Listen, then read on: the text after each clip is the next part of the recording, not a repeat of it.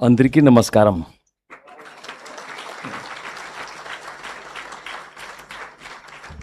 Every time when Mr. Krishna Kumar was pacifying me that it is getting late and I'm holding you for some time, in fact, I was having the reverse feeling. I was soaking in the energy which was in the hall. And in fact, I was to visit Sri Shellam, but I think the entire Tirth has happened here today under the feet of the elders. I must confess today that I have less as a role of a chief guest and more as a member of the family who have returned to the family to seek blessings of the elders.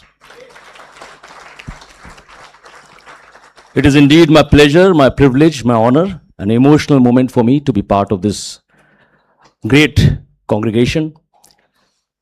As Chief General Manager and even before, in different role capacities of leadership, we attend various meetings.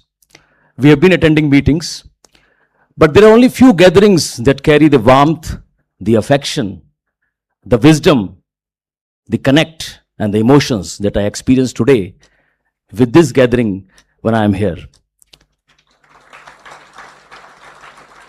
And when I look at this gathering, I do not see as SBI pensioners. I see it as a living history of State Bank of India. I do not see you as retired employees. I see the people who have built my organization.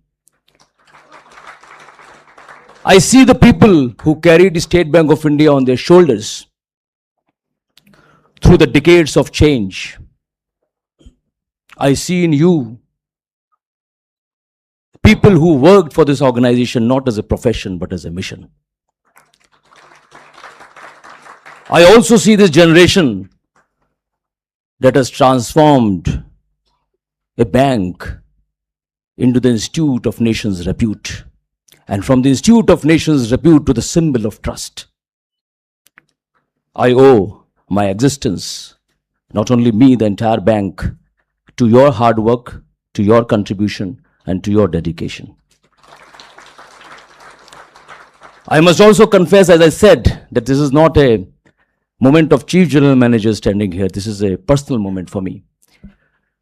Because my father also is a retired pensioner, SBI pensioner. When I joined the bank, he was almost retiring. So this is the 61st year of my family serving the bank. Also, there is a uniqueness. This hall has two identities. One is the pensioners, the epitome of wisdom, and the second is the trade union element. And my father was an active trade unionist. He was considered as a very militant trade unionist. He has served in the federation in the very highest capacity. He has represented the circle when he was just 4-year-old in the bank as a probationer. I carry a lot of emotions when I stand here. I'm privy to a lot of conversations those age when they talked about the value system, when they talked about the fairness, the dignity, and the right to stand tall when there was oppression. Today I carry not the sense of Chief General Manager, I carry the gratitude of a son. The son who has the first-hand knowledge that what this generation has done to State Bank of India. A son who knows that behind one pension account, there is dedication, there is a pride, there is sacrifice. I once again acknowledge your presence and your contribution to this great organization. This is also an emotional moment, as I said, quite nostalgic. When I joined the bank, Mr. Nadav's presence made me emotional today because he was already a respectful, established, and a very, very high and mighty leader of Bangalore Circle when I joined the circle. Countless officers like me in that era has learned lessons on leadership of leaders like him. He has told us that organizations don't become great. They don't become strong just by mere profitability. They become great through fairness, through dialogue, through dignity, and through collective purpose. I can see you, sir, that positions can retire, titles can retire, but the commitment to serve can never retire. The leadership can never retire. When I see the galaxy of leaders present over here, there is goosebump. And if Wordsworth was here today, he would not have said, "My heart leaps up when I behold a rainbow in the sky." He would have said, "My heart leaps up when I see leaders of State Bank or in the firmament of the banking industry." And with the presence of these trade union leaders, I'm compelled to look back. I'm compelled to look back and acknowledge the contribution, the supreme sacrifice of the leaders of the era passed by. We cannot forget, we cannot overlook, we can never ignore the sacrifices of the leaders and of the officers of that era. When I talk of leaders, it is of both the verticals, the staff union, the officers association, and also the management leadership. I think all three concomitantly contributed to the might of this organization. Who can forget the indefinite strike of 1969? That I read as a kid. I was privy to the conversations which happened, and my father was witness to that. I think that is the moment which provided the fulcrum to the Officers Association movement. And this is the moment when we assembled together that we need to convey our remembrance to the leadership of that era. Trade union and politics are two different things. There is no politics in trade unions. Politics has opposition. Trade union has proposition. And you look at the beauty of trade union.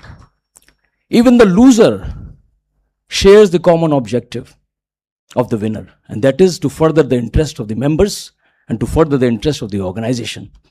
Where else can you find the movement where the winner and the losers have the common platform? Politics can divide. Politics can be divisive. Politics can fragment. But trade union can never divide. It can stand for unity, unity, and unity.